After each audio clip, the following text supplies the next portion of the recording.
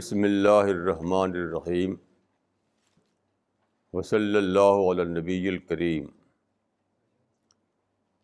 رب اشرح لی صدری ویسر لی امری واحلل عقدۃ من لسانی یفقہوا قولی۔ آج کے لیے جو تھیم ہے وہ ہے right man at wrong place. Right man at wrong place, صحیح آدمی غلط جگہ پر۔ یہ تھیم مجھے کچھ ایسی باتیں ہوئی جس کی وجہ سے آئی میرے مائنڈ میں۔ جیسے آج مارننگ میں ریڈیو سن رہا تھا،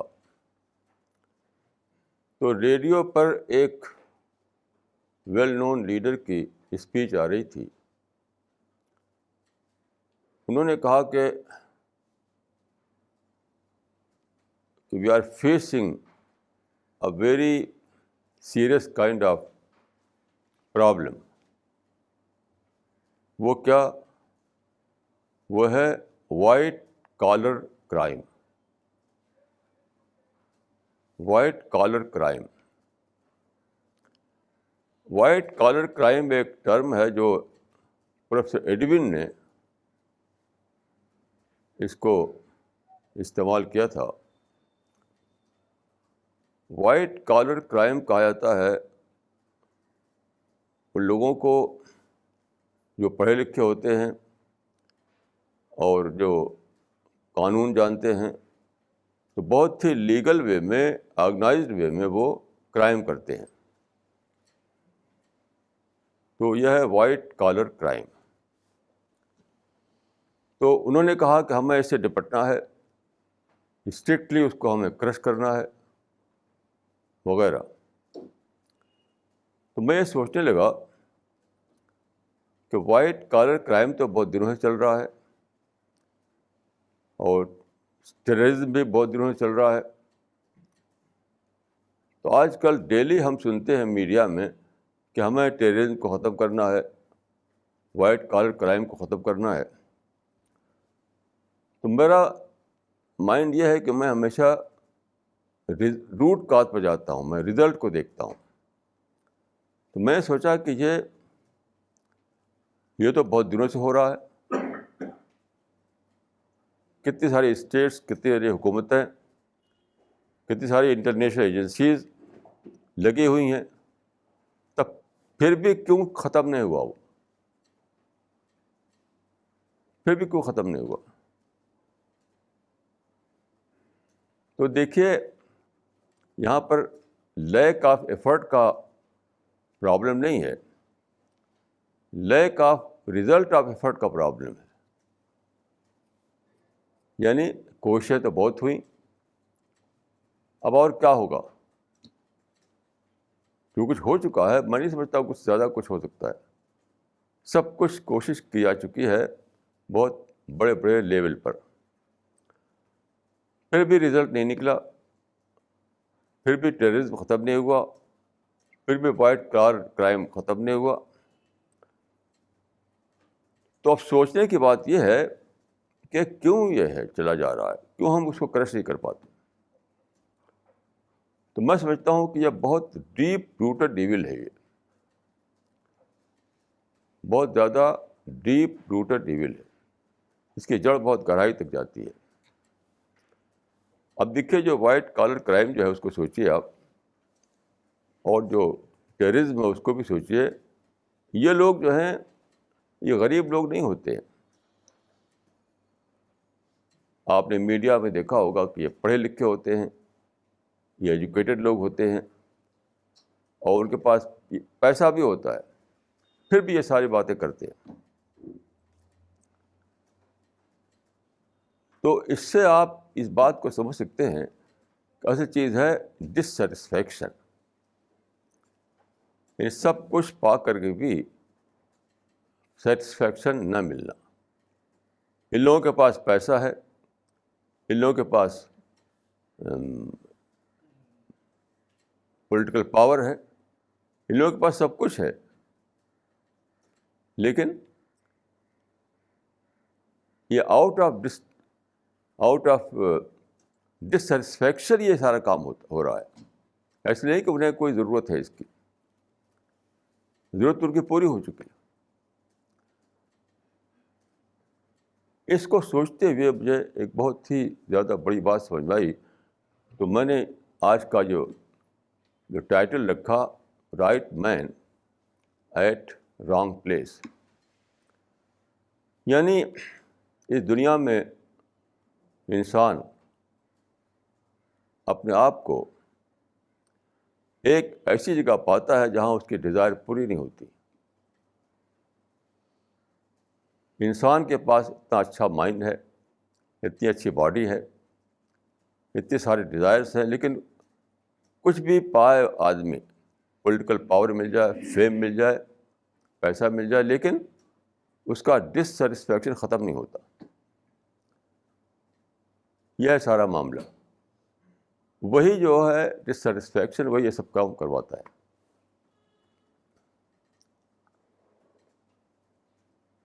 تو اس کا راز کیا ہے؟ اس کا راز جو ہے قرآن کے اسٹڈی سے میں نے پایا ہے یہ بات. یہ دنیا جو خدا نے بنائی ہے، یہاں پر انسان کے لیے لمیٹڈ وے میں سیٹسفیکشن کا سامان ہے. والتین والزیتون وطور سینین وہذا البلد الامین لقد خلقنا الانسان فی احسن تقویم ثم رددناہ اسفل سافلین. اس کا مطلب میں یہ سمجھا ہوں کہ انسان کو خدا نے بنایا بہت ہی اعلیٰ کوالٹیز کے ساتھ، لیکن جس دنیا میں اس کو رکھا ہے وہاں پر اس کو فلفلمنٹ نہیں ملتا. تو ایک طرف اس کا انٹلیکچوئل کیپیسٹی ہے، وہ تو انلمیٹڈ ہے، اور دوسری طرف جو فزیکل ورلڈ ہے، اس میں اس کو رہنا پڑتا ہے، وہاں پر ہر چیز لمیٹڈ ہے. انلمیٹڈ سیٹسفیکشن نہیں پاتا اس دنیا میں آدمی. دس جنریٹس فرسٹریشن، ڈس اپوائنٹمنٹ. یہ ہے پرابلم. آپ دیکھیں تو پوری ہسٹری اس میں انوالو ہے، پوری ہسٹری. یہاں تک کہ جو پہلا انسان ہے، فرسٹ مین یعنی آدم، وہیں سے یہ اسٹوری شروع ہوتی ہے. یہ جو کہانی ہے یہ فرسٹ مین سے شروع ہوتی ہے. وہ کس طرح؟ آپ جانتے ہیں کہ خدا نے جب پہلا انسان بنایا، جس کو ہم آدم کہتے ہیں، تو اس کو جنت میں بسایا. ساتھ ساتھ یہ کہا کہ وہاں پر ایک ٹری تھا، ایک درخت تھا، وہ تھا فاربڈن ٹری، یعنی شجر ممنوعہ.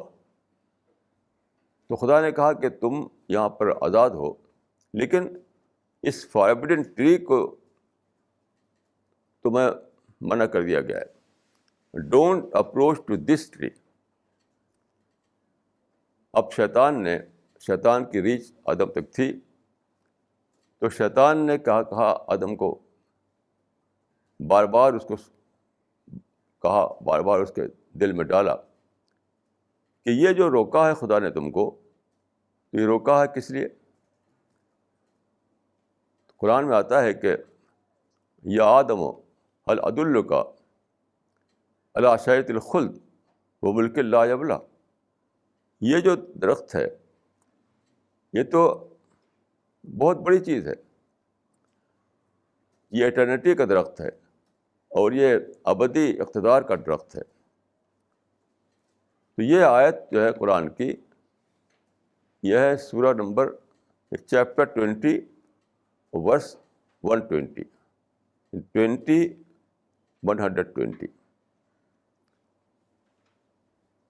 تو اس آیت کا ٹرانسلیشن یہ ہے کہ او Adam, shall I lead you to the tree of eternity and to a kingdom that never declines. یہ اس نے کہا. تو آدم کو دکھائی دیا کہ ابھی جو مجھے ملا ہوا ہے وہ تو وہ ہے کم ہے، اور اگر میں درخت کا پھل کھا لوں تو مجھے زیادہ مل جائے گا. انہوں نے ایسا کیا، اور اس کے بعد کیا ہوا کہ وہ پیراڈائز سے نکال دیے گئے، اور ہم سب پیدا ہوئے، نسل چلی نسل چلی نسل چلی، اسی کا ہم سب لوگ ان کے بیٹے اور بیٹیاں ہیں. تو یہ کیا ہے، اس کو سمجھیے، ایک بہت ہی امپورٹنٹ بات ہے، یہ بہت امپورٹنٹ بات ہے.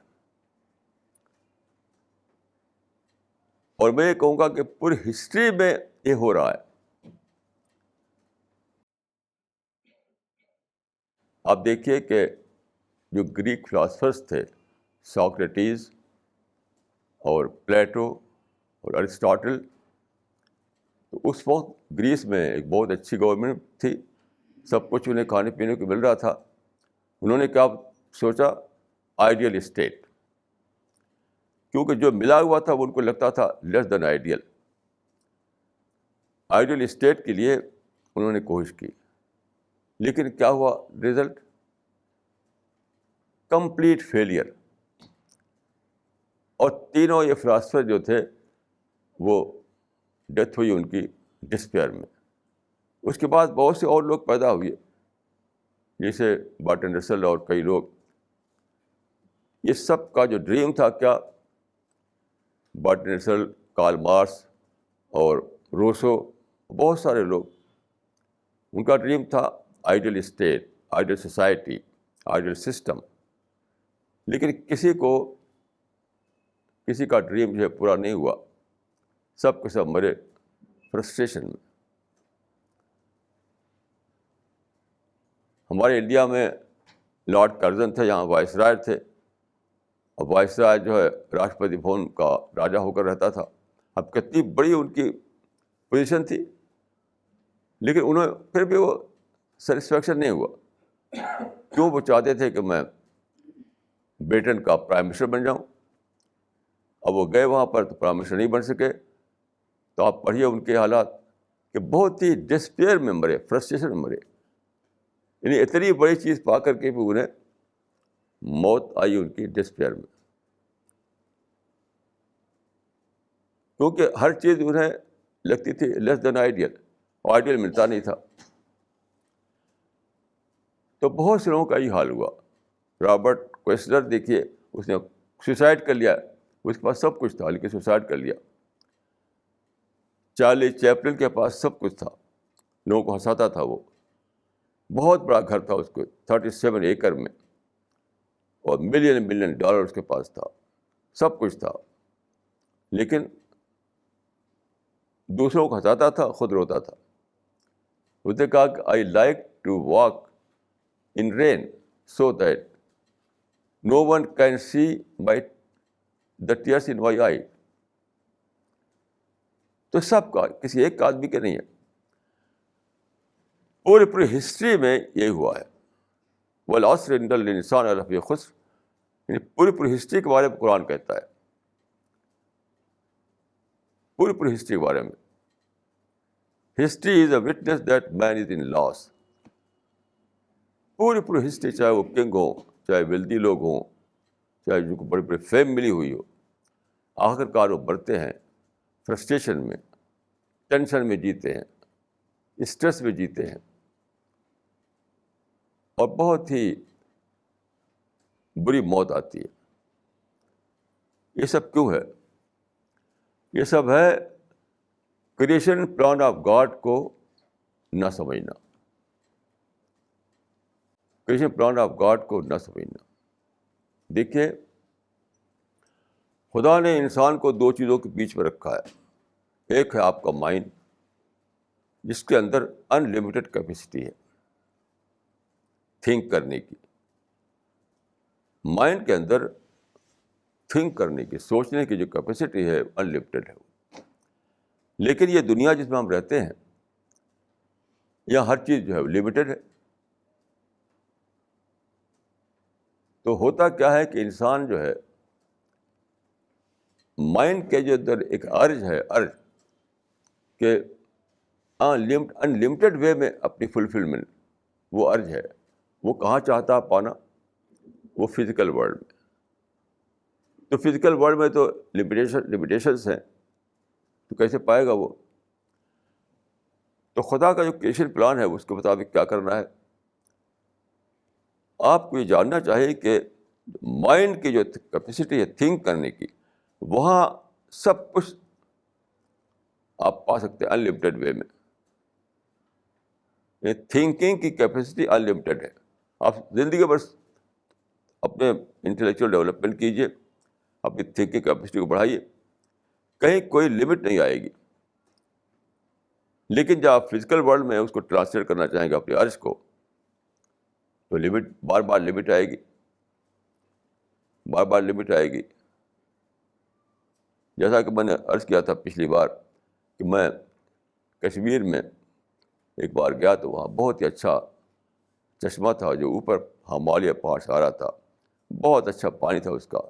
تو میں نے ایک گلاس پانی لیا پینے کے لیے، بڑا اچھا لگا، بہت اچھا، جو ڈرنک ہیں ان سب سے اچھا. تو میں ایک کے بعد 2 3 6 گلاس پی گیا، اور اس بعد سر میں بہت ہی درد ہوا، اتنا درد ہوا کہ میں شام کا کھانا بھی نہیں کھا سکا. میں کہیں مجھے ڈنر پہ جانا تھا. تو یہ ایک چھوٹی سی مثال ہے. تو بیسک بات کیا ہوئی کہ آپ خدا کی اسکیم کو سمجھیے. آپ کے اندر جو ارج ہے اس کی آپ کو تسکین ملے گی. تھنکنگ پروسیس چلائیے آپ اپنے مائنڈ میں، اپنے مائنڈ کی کیپیسٹی کو یوز کیجیے، تو کہیں لمٹ نہیں آئے گی. انلمیٹڈ کیپیسٹی ہے مائنڈ میں. اور ورلڈ آف فیکٹ ہے وہ بھی انلمیٹڈ ہے. آپ کا مائنڈ جو ہے اس کا جو تھنکنگ کیپیسٹی ہے وہ کہاں ورک کرتا ہے؟ ورلڈ آف فیکٹ میں. ورلڈ آف فیکٹ جو ہے وہ انلمیٹڈ ہے. سوچتے رہیے، گاڈ کے بارے میں سوچتے رہیے. گاڈ کا جو کریشن، جو گاڈ کی جو گلیری ہے کریشن میں، اس کو سوچتے رہیے. تو انٹلیکچوئل ڈیولپمنٹ میں ہمیں اپنی اس ارج کو لگانا ہے. لیکن ہم کیا کرتے ہیں کہ فزیکل ورلڈ میں تسکین ڈھونڈنے لگتے ہیں.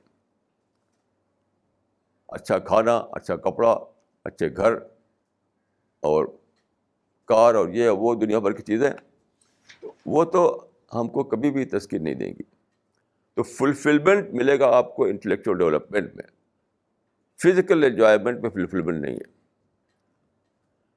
اب دیکھ لیجیے کسی بھی شخص کو جو فزیکل ورلڈ میں انجوائے کرنا چاہتا ہو، وہ کبھی بھی خوش نہیں ہوگا. اندر سے وہ ٹینشن میں ہوگا، اسٹریس میں ہوگا، ڈسپیئر میں ہوگا.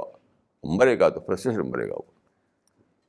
وداؤٹ اینی ایکسیپشن، میں سب کے بارے میں یہ کہتا ہوں، وداؤٹ اینی ایکسیپشن. میں بہت سے لوگوں کی کہانیاں بتا چکا ہوں آپ لوگوں کے سامنے. ابھی میں نے آپ کو پچھلی بار بتایا تھا کہ انٹرنیٹ میں نکالا گیا ٹاپ کے لوگوں کی موت کے بارے میں. تو 402 ٹاپ کے لوگ، پیسہ تھا، فیم تھی، وہ مرے کہاں؟ فرسٹریشن میں. میں نے بتایا تھا آپ کو، سب کا حال ہے.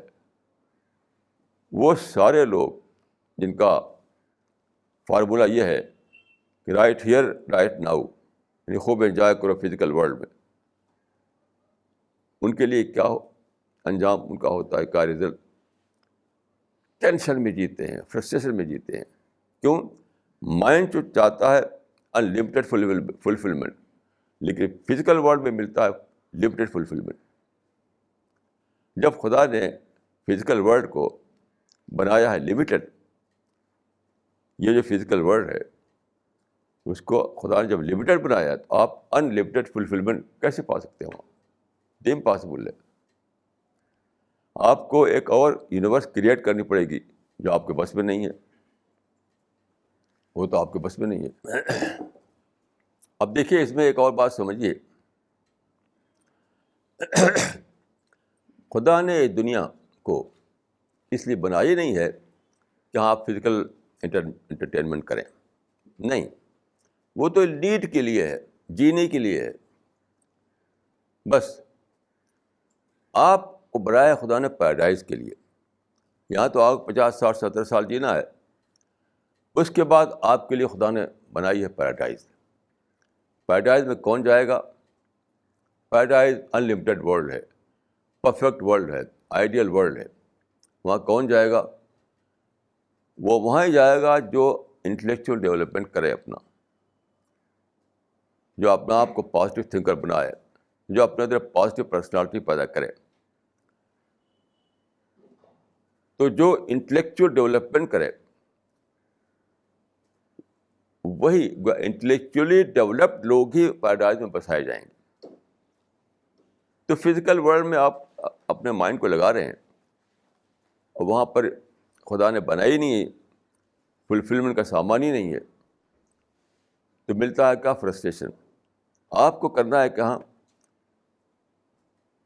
انٹلیکچوئل ورلڈ میں اپنے اس ارج کو استعمال کرنا ہے۔ انٹلیکچوئل ڈیولپمنٹ کی کوئی حد نہیں ہے، جتنا ہی چاہے۔ اسی لیے جو لوگ، یاد رکھیے، کسی بھی انسان کو آپ دیکھیے جو فزیکل ورلڈ کو لیتا ہو بطور نیڈ کے، NEED نیڈ، اور انٹلیکچوئل ڈیولپمنٹ کے میدان میں خوب آگے بڑھنے کی کوشش کرتا ہو، اسپریچول ڈیولپمنٹ، انٹلیکچوئل ڈیولپمنٹ، اس میں فلفلمنٹ ڈھونڈتا ہو، اس کو آپ پائیں گے وہ بالکل مطمئن جیے گا، اس کو سیٹسفیکشن ہوگا۔ اور یہی وہ لوگ ہیں جن کو کہا گیا قرآن میں النفس المطمئنہ، النفس المطمئنہ، سیٹسفائڈ لوگ، وہی جائیں گے پیراڈائز میں، وہی لوگ۔ اب آپ دیکھیے کہ خدا کے کریشن پلان سے ڈیویٹ کرنے کا نقصان کیا ہوتا ہے، اس کو سمجھیے آپ۔ خدا کا جو کریشن پلان ہے اس سے جب آدمی ڈیویٹ کرتا ہے تو اس کا بہت بڑا لاس ہوتا ہے، بہت زیادہ بڑا۔ میں دو چیزوں کی طرف آپ کو ریمائنڈ کروں گا۔ دیکھیے، پہلا لاس تو یہ ہے کہ آپ پازیٹیو تھنکنگ کو کھو دیتے ہیں، کیونکہ جب آپ کو بار بار یہ تجربہ ہوگا کہ جو میں چاہتا تھا مجھ کو نہیں ملا، فزیکل ورلڈ میں آپ نے چاہا سیٹسفیکشن، تو فزیکل ورلڈ میں اس کا سامان ہی نہیں تھا۔ جیسے میں نے چاہا کہ وہ پانی کو خوب زیادہ پیوں، تو میری کیپیسٹی نہیں تھی وہ پینے کی۔ تو فزیکل ورلڈ میں نے چاہا سیٹسفیکشن، اور فزیکل ورلڈ میں سیٹسفیکشن تھی ہی نہیں، according to the creation plan of God وہاں تھی نہیں، تو ملے گی بھی نہیں مجھ کو۔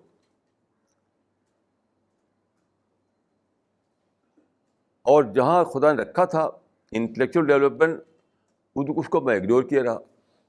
اسی لیے پوری ہسٹری میں، اور آج بھی دیکھیے، جس کو بھی دیکھیے، سب میں negative thought, negative thought, negative thought. میں اپنے ایکسپیرئنس کے مطابق کہہ سکتا ہوں کہ مجھے کوئی انسان ملا ہی نہیں جو نگیٹو تھاٹ میں نہ جیتا ہو۔ میں نے یورپ میں دیکھا، امریکہ میں دیکھا، جہاں لوگ خوب پیسہ کما رہے ہیں، اچھے اچھے گھر بنائے ہوئے ہیں، بڑی بڑی گاڑیوں میں چلتے ہیں، لیکن بات کیجیے تو نگیٹو بولی بولیں گے، بات کیجیے تو نگیٹو بولی بولیں گے۔ کیوں؟ انہوں نے اپنے آپ کو فلفلمنٹ وہاں تلاش کیا جہاں تھی ہی نہیں، انفلفلڈ ڈیزائر میں جیتے ہیں وہ۔ یہ سارے لوگ جو ہیں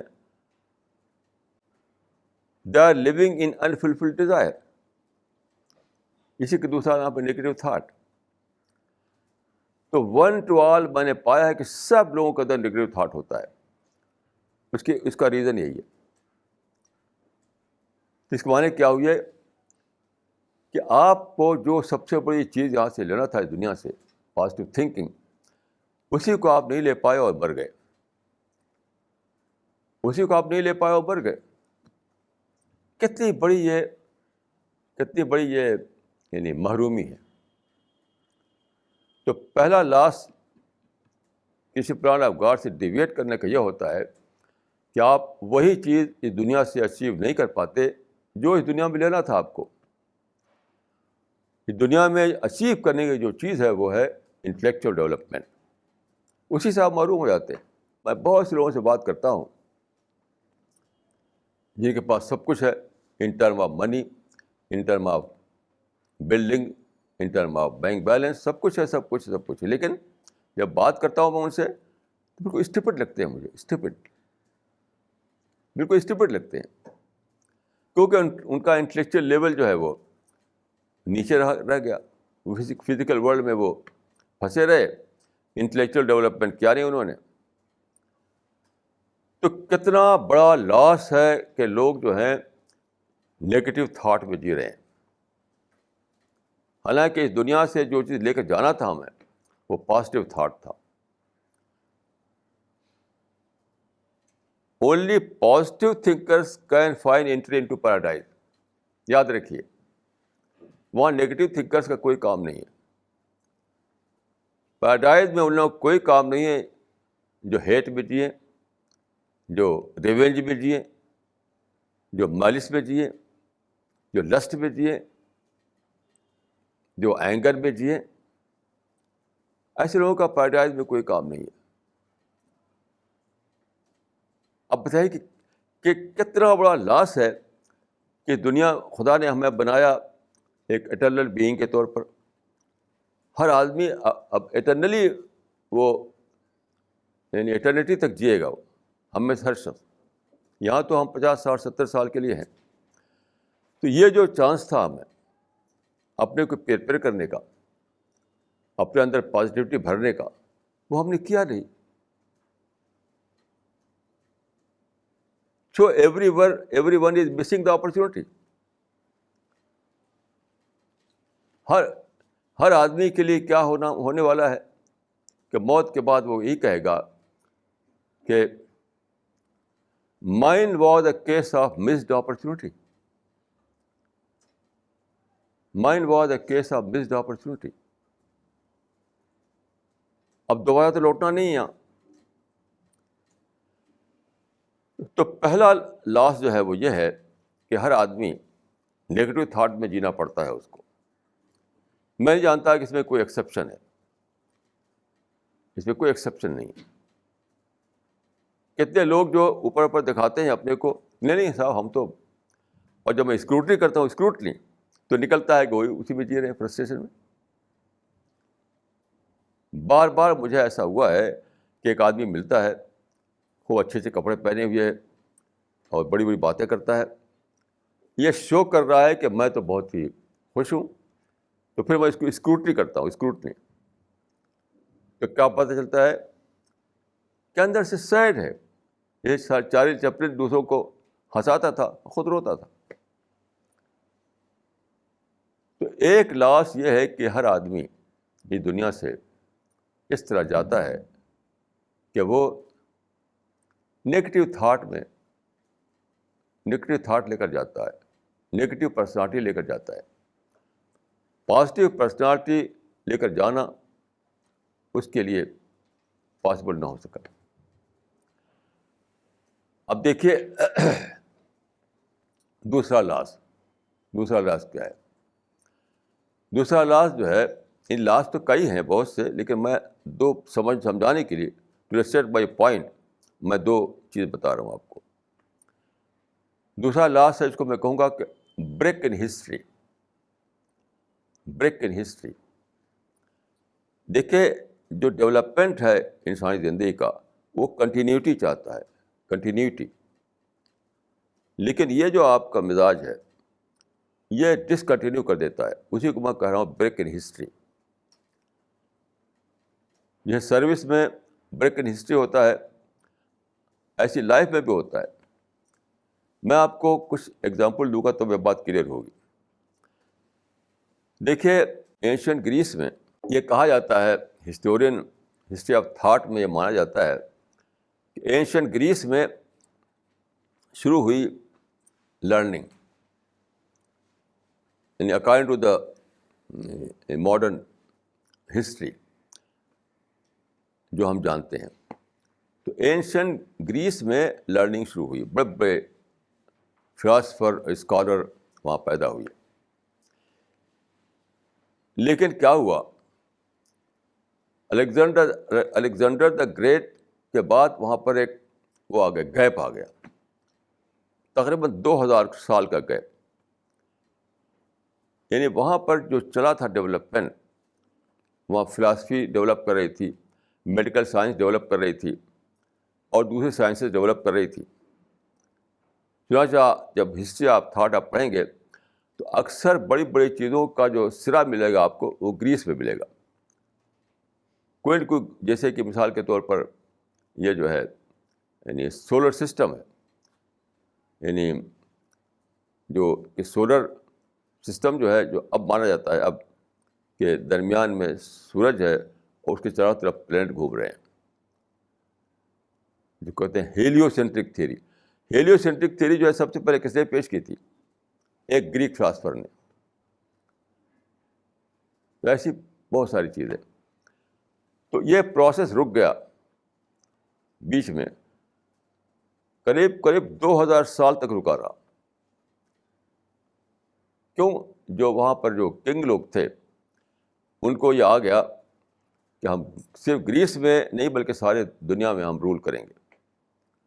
الیگزینڈر دا گریٹ جو ہے ساری دنیا کا ایمپرر بننا چاہتا تھا. تو سارے سورسز جو تھے، سارا جو دولت تھی، سارا پیسہ جو تھا، جھونک دیا انہوں نے آرمی کو تیار کرنے میں. آرمی، بس آرمی آرمی آرمی. دیکھیے، جب تک گورنمنٹ وہ پیٹرنائز نہ کرے تب تک ریسرچ کو بوسٹ نہیں ملتی، بوسٹ، ترقی نہیں کرتی ریسرچ. یاد رکھیے، کوئی بھی ریسرچ ہو، کوئی بھی علمی کام ہو، کوئی بھی سائنٹیفک کام ہو، گورنمنٹ جب اس کو پیٹرنائز کرتی ہے تب اس کو بوسٹ ملتا ہے، تب اس کو ترقی ہوتی ہے. تو جب وہاں کے جو کنگ تھے ان کو یہ آیا کہ صرف گریس میں ہم رول کرنا کافی نہیں ہمارے، ہم تو دنیا پر حکومت کریں گے. تو وہ ان کو لیس دین آئیڈیل لگا، اور آئیڈیل یہ لگا کہ پوری دنیا میں ہمارا وہ امپائر بن جائے. تو سائنٹیفک ریسرچ کا کام ٹھپ ہو گیا، کیونکہ اس کو یعنی سارے ریسرچ گورنمنٹ کے پاس ہوتے تھے. ایگریکلچر گورنمنٹ کے پاس ہوتا تھا، اور ایگریکلچر کے سوا کوئی اس زمانے میں سورس نہیں تھا. تو کمپلیٹلی ڈپینڈ کرتی تھی ریسرچ اس پر کہ گورنمنٹ مدد کرے. تو انہوں نے ڈائیورٹ کر دیا اپنی ساری دولت کو فوج پر، کیونکہ انہیں دنیا میں حکومت کرنا تھا. تو وہ پروسیس رک گیا، 2000 سال کا گیپ پڑتا ہے. پھر مسلمان ابھرتے ہیں. مسلمان جو ہیں بغداد میں، کیرو میں، کارڈوبا میں، گراناڈا میں وہ ریسرچ کرتے ہیں اور پھر سے زندہ کرتے ہیں. وہ کیسے؟ انہوں نے گریس کی کتابوں کو جو یونانی زبان میں تھیں اس کو منگوا کر اس کو ٹرانسلیشن کیا. بیت الحکمت اور دارالحکمت قائم ہوا بغداد میں، کیرو میں اور اسپین میں. اس کے ٹرانسلیشن کیے گئے بہت بڑے لارج اسکیل پر. وہ سارا علم جو تھا، جو بند تھا لائبریریز میں، اس کو نکالا انہوں نے. پھر یہ جو کتابیں جو عربک میں ٹرانسلیشن ہوئی تھیں، یہ پھر لیٹن میں ان کا ترجمہ کیا ہوا، لیٹن میں، جو کہ یورپ کی زبان تھی. تو لیٹن سے پھر انہیں یہ علم پہنچا. تو کیا ہے کہ بیچ کی کڑی بنے مسلمان. 2000 سال کے گیپ کے بعد مسلمانوں نے اس علم کو پہنچایا یورپ تک. تو وہاں پر رینیساں ہوا. رینیساں کا مطلب ہوتا ہے ری برتھ، نیا جنم. تو نیا جنم کیوں کہتے ہیں وہ؟ کہ گریک نالج کو ری برتھ ملا اس زمانے میں، یعنی 15 سینچری میں، 15ویں صدی میں. تو 2000 سال گیپ پڑا یہ. کیوں؟ وہاں کے جو رولر تھے، وہاں جو کنگ تھے، انہیں جو گریس ملا تھا رول کرنے کے لیے، انہیں لیس دین آئیڈیل لگا، اور آئیڈیل یہ تھا کہ ساری دنیا میں ان کا امپائر ہو. اس میں سارا جپرڈائز ہو گیا سارا معاملہ. 20 کی کڑی بنے پھر مسلمان، انہوں نے ترجمہ کیا عربک میں، پھر لیٹن میں ترجمہ ہوا، وہ پھر یورپ پہ پہنچا، پھر یہ ماڈرن سائنس وجود میں آئی، ماڈرن انڈسٹری وجود میں آئی. اس کا لوگوں نے اکنالج کیا ہے، بڑے بڑے اسکالرس نے. مثال کے طور پر بریفالٹ نے کہا ہے کہ but for the Arabs the modern industrial civilisation will never have reason at all. تو یہ جو ہے کیوں ایسا ہوا، یہ تھا بریک ان ہسٹری. یعنی گریس کے جو گریس میں جو علم کا جو پروسیس چلا تھا، اس میں بریک ان ہسٹری ہو گیا. 2000 سال کا اتنا لمبا گیپ ہوا، پھر اس کے بعد یورپ میں وہ ریوائیو ہوا. اسی طرح آپ دیکھیے، 2 مثال اور دوں گا میں آپ کو. ایک تو مسلمانوں کی مثال. 1947 میں مسلمانوں نے پاکستان بنوایا. Pakistan was also kind of break in history. دیکھیے، پاکستان بننے سے بہت پہلے میں پیدا ہوا. میں نے اپنے بچپن گزارا اس انڈیا میں جو کہ پارٹیشن جہاں نہیں ہوا تھا. ہم جانتے بھی نہیں تھے کہ پارٹیشن کوئی چیز ہے. اس زمانے میں ہندو مسلم اتنا اچھا میل ملاپ تھا، پرفیکٹ میل ملاپ تھا، پرفیکٹ. ہماری ذمہ داری تھی، اس ذمہ داری کے مینیجر جو تھے ایک ہندو تھے، بھاؤ رام. اور بھاؤ رام اس طرح کام کرتے تھے کہ ہم خود بھی نہیں کر سکتے ویسے، اتنا اچھا کام کرتے تھے بھاؤ رام. تو اس زمانے میں ہندو مسلم میل ملاپ بہت ہی پرفیکٹ تھا. اس طرح سے آپ دیکھیے، مسلمانوں میں اس زمانے میں بہت کام ہو رہے تھے. جتنے بڑے بڑے مدرسے ہیں اس زمانے میں قائم ہوئے، ندوہ، دیوبند وغیرہ. جامعہ ملیہ مسلم یونیورسٹی اس زمانے میں قائم ہوئی. بڑی بڑی کتابیں اس زمانے میں لکھی گئیں. عثمانیہ یونیورسٹی بنی اس زمانے میں، دارالترجمہ قائم ہوا اسی زمانے میں. یعنی بہت زبردست کام ہوا. صوفی لوگ کام کر رہے تھے اسی زمانے میں. ایک بہت بڑا پروسیس چل رہا تھا. لیکن جب پاکستان بنا، that was a break in history. سب جپرڈائز ہو گیا، اور ایک بہت بڑا سیٹ بیک ہوا. اب کیا ہوا سیٹ بیک؟ ایک چھوٹی سی مثال سمجھیے آپ، کہ انڈین سب کانٹیننٹ جو ہم کہتے ہیں، اس کے جو مسلمان ہیں وہ 5 پاکٹ میں بٹ گئے. 5 یعنی ایک ملک میں رہنے والے لوگ 5 ملک میں بٹ گئے. وہ کیسے؟ India, that is Bharat, Pakistan, Bangladesh, اور کاشمیر، اور ڈائسپورا. بہت سے مسلمان بھاگ بھاگ کر دوسرے ملکوں میں چلے گئے. وہ ہے مسلمس ان ڈائسپورا. تو 5 پاکٹ بن گئے. یعنی یہ بھارت میں، پاکستان میں، بنگلہ دیش میں، کشمیر میں، اور ڈائسپورا میں. آپ غور کیجیے کہ ایک کنٹری میں رہنے والے لوگ 5 حصے بٹ گئے. یہ تھا بریک ان ہسٹری. اب جو کام ہو رہا تھا اس زمانے میں سب جپرڈائز ہو گیا. جب جپرڈائز ہو گیا، میں خود اس کا وٹنس ہوں کہ کس طرح سے ہمارے بچپن میں اس ملک میں اتنا زبردست میل ملاپ تھا، اتنا زبردست یعنی کنسٹرکٹیو ایکٹیویٹیز تھی، اتنا زیادہ پازیٹیو تھنکنگ تھی. تو کہا جاتا ہے کہ it requires a lot of history to make a little tradition. وہ جو ٹریڈیشن تھی وہ تو ہزاروں سال میں بنی تھی. صوفیوں کی کوششیں اور کیا کیا کوششیں ہوئی تھی تب وہ بنی تھی. وہ ٹوٹ گئے سب. It requires a lot of history to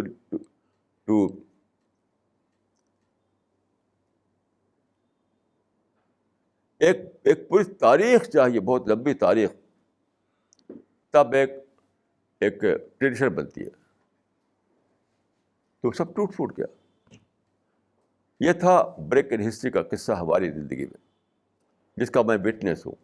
دونوں زمانوں کو میں نے دیکھا ہے, پہلے والا بھی آج بھی دیکھ رہا ہوں. اب ایک مثال آپ لیجیے سپر پاور کی, یونائٹیڈ اسٹیٹس آف امریکا. آپ جانتے ہیں کہ سب سے زیادہ ریسرچ کام جو ہوا ہے, ریسرچ کا وہ امریکہ میں ہوا, یو ایس اے میں ہوا ہے. بلین ٹریلین ڈالر خرچ کر کے وہ ریسرچ کر رہے تھے. وہ ساری نئی چیزیں وہیں ریسرچ ہوئی, وہیں بنی ہیں. یہاں تک کہ اس بلڈنگ میں جہاں ہم ہیں, اس کا میں قصہ بتاتا ہوں آپ کو, چھوٹی سی ایگزامپل. جب یہ بلڈنگ بن گئی تو نیچے سے پانی نکل آیا. نیچے پانی تھا, اب تو پانی اور زیادہ نیچے اتر گیا ہے, لیکن اس وقت پانی تھا. تو نیچے کا وہ جو ہے بیسمنٹ پانی بھرا ہوا تھا. آج آپ سوچ نہیں سکتے اس بات کو. اب میں نے جب دیکھا یہاں تو میں بہت گھبرایا کہ سارا بیسمنٹ پانی بھرا ہوا ہے. تو ایک انجینئر صاحب بلائے گئے. انہوں نے کہا کہ صاحب آپ کی بلڈنگ تو فلوٹنگ اسٹیٹ میں ہے, اس کو تو توڑنا پڑے گا, پھر سے بنانا پڑے گا. یہ جہاں بیٹھے ہوئے ہیں اس کو انہوں نے کہا کہ تو فلوٹنگ اسٹیٹ میں, اس کو توڑنا پڑے گا. اب میں بہت پریشان ہوا.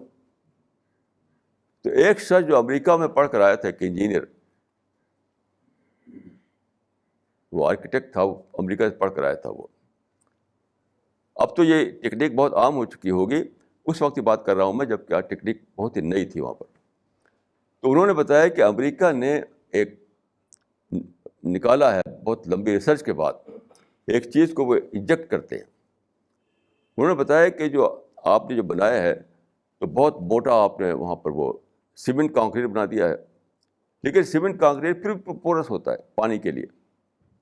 کتنا ہی موٹا آپ بنا دیں وہ پورس رہے گا, پانی پینیٹریٹ کرے گا پھر بھی. دیٹ واز دا پرابلم کہ ہم نے موٹا سیمنٹ کانکریٹ کا بنا دیا تھا بیسمنٹ میں. ہم سمجھتے تھے کہ بس اب پانی نہیں آئے گا. انہوں نے کہا کہ ایسا نہیں ہے. پانی کے لیے سیمنٹ کا وہ لمبا وہ بھی پورس ہے, وہ اس وجہ سے پانی آ رہا ہے. تو انہوں نے نکالا تھا, امریکہ والوں نے, ایک وہ انجیکٹ کرتے تھے اس میں, اس سے سارا پورس جو ہے وہ بند ہو جاتا تھا سیمنٹ کے اندر, جو وہ انجیکٹ کرتے تھے اس میں. تو صاحب وہ کیا انہوں نے کہا کہ آپ ہمیں سیمنٹ سے منگا دیجیے, شاید 50 کتنے بولے مانگے انہوں نے, بس اور کچھ نہیں, باقی ہم اپنا مسالہ استعمال کریں گے. اور اس کے بعد سے دیکھیے پانی ختم. وہ بیچارے اتنے اچھا آدمی تھے کہ ہم نے ان کو پیسہ دینا چاہا تو پیسہ بھی نہیں لیا انہوں نے, کہ صاحب یہ دین کا کام ہے, ہم پیسہ بہت ملے گا ہم کو ادھر ادھر سے. یعنی یہ بہت ہی چھوٹی سی مثال ہے. سارے ریسرچ جو ہے اس زمانے میں امریکہ میں ہو رہے تھے. ہوائی جہاز کی ریسرچ, موٹر کار کی ریسرچ, اور موبائل کی ریسرچ, فیکس, جتنی بھی ریسرچ ہے سب امریکہ میں. ہم نے تو امیٹیٹ کیا ہے. لیکن جب امریکہ عراق میں انوالو ہوا اور دنیا کی سب سے بڑی جنگ لڑی اس نے, آپ کو یہ معلوم ہوگا کہ عراق میں جو جنگ لڑی ہے امریکہ نے, اتنی بڑی لڑائی کبھی دنیا میں نہیں لڑی گئی. لیکن اس کا وہ امریکہ کے لیے بریک ان ہسٹری بن گیا. آج کا جو امریکہ ہے, آج کا اتنا ڈاؤن فال ہوا ان کی اکانومی میں کہ ریسرچ کا کام بہت ہی کم ہو گیا ہے. تھیوریٹیکل سائنس تو بالکل بند ہو گئی ہے. یہ بریک ان ہسٹری امریکہ کے لیے. تو بات کیا ہے, چاہے انڈیویجول ہوں یا نیشن ہو, وہ چاہتے ہیں انلمیٹڈ, ملتا ہے لمیٹڈ. جو کچھ امریکہ کے پاس تھا, یعنی گلف وار سے پہلے, وہ بہت تھا اس کے پاس, لیکن اس کو اپنے مائنڈ کے لحاظ سے لیس دین آئیڈیل دکھائی پڑا. تو انہوں نے کہا کہ اور ورلڈ لیڈر بنے ہم. ورلڈ لیڈر بننے کے چکر میں یہ سب ہوا. تو زندگی کا فارمولہ جو دیا ہے یعنی پرافٹ آف اسلام نے, میں سمجھتا ہوں کہ ہسٹری میں ایک ہی انسان ہے جس نے جانا کہ ہاؤ ٹو اسٹیبلش پیس کا فارمولہ وہ کوئی نہیں دے سکا. کیوں؟ سارے لوگ پیس سے بریکٹ کیے ہوئے ہیں اس کو، یعنی آئیڈیلزم کو. سارے ریفارمرس، سارے تھنکرس پیس کے ساتھ آئیڈیلزم کو بریکٹ کیے ہوئے ہیں. وہ چاہتے ہیں کہ پیس اور آئیڈیل سوسائٹی. یہ جو لڑ رہے لوگ ادھر ادھر وہ کیا ہے؟ یعنی آج کل جو ملیٹنسی چل رہی، ملیٹنسی مسلمانوں کی ملیٹنسی آپ دیکھ لیجیے. یعنی کشمیر میں مسلمانوں کو سب کچھ حاصل تھا لیکن وہ انہیں کم لگا اور ملیٹنسی چلا دی، وہ بھی کھویا گیا. فلسطین میں بھی 48 میں عربوں کو سب کچھ ملا ہوا تھا لیکن انہیں لیس دین آئیڈیل لگا اور انہیں ملیٹنسی چلا دی. تو سارا معاملہ کیا ہے کہ خدا نے آپ کے مائنڈ میں آپ کو پیدا کیا پیراڈائز سیکنگ اینیمل کے طور پر یا آئیڈیل سیکنگ اینیمل کے طور پر. آپ کا مائنڈ بھرا ہوا ہے ideal word, that is paradise. آپ کے مائنڈ میں بھرا ہوا ہے ایک آئیڈیل ورڈ، ہر انڈیویجول کے مائنڈ میں، لیکن وہ پیراڈائز ہے. وہ اس دنیا میں نہیں ہے. وہ اس دنیا میں تو ہمیں کوالیفائی کرنا ہے تاکہ ہم کو وہاں انٹری مل سکے. یہ دنیا جو ہے یہ تو پیریڈ وہ ہے، پریپریٹری پیریڈ ہے. یہ دنیا جو ہے پریپریٹری پیریڈ ہے، یہ انجوائے کرنے کے لیے نہیں ہے. یہ انجوائے کرنے کے لیے نہیں ہے. لیکن سب کا معاملہ کیا ہے کہ ہر آدمی اپنے مائنڈ سے جب دیکھتا ہے تو اس کو لیس دین آئیڈیل لگتا ہے. وہ لیس دین آئیڈیل اپنے مائنڈ میں تو بھرا ہوا ہے ideal world, perfect world, unlimited world. تو یہ سمجھ نہیں پاتا کہ یہ جو ہے یہ پیراڈائز کے لیے ہے، دنیا کے لیے نہیں ہے. وہ پیراڈائز کے لیے، وہ دنیا کے لیے نہیں ہے. جیسے ایک اسٹوڈنٹ اگر جائے ایگزامینیشن ہال میں، وہاں وہ دوڑنا چاہے، وہاں فٹ بال کھیلنا چاہے تو لوگ اس کو کہیں گے کہ نہیں تم یہ نہیں کھیل سکتے فٹ بال. ایگزامینیشن ہال جو ہے وہ تو فٹ بال کھیلنے کی جگہ نہیں ہے. کھیلا جائے تو پکڑا جائے گا وہ، اور کھیلے گا تو. یہ دنیا خدا نے جو بنائی ہے وہ بنائی تھی اس لیے کہ آپ کی ضرورتیں پوری ہوتی رہیں. اپنی ضرورتیں پوری کرتے ہوئے آپ وہ کام کریں جو اصل کام ہے، یعنی انٹلیکچوئل ڈیولپمنٹ. لیکن انٹلیکچوئل ڈیولپمنٹ کو تو انہوں نے بند کر دیا اور سارا آپ نے ڈائیورٹ کر دیا اپنی توجہ کو کہاں؟ مٹیریل انجوائمنٹ کی طرف، جو کہ پاسبل نہیں تھا.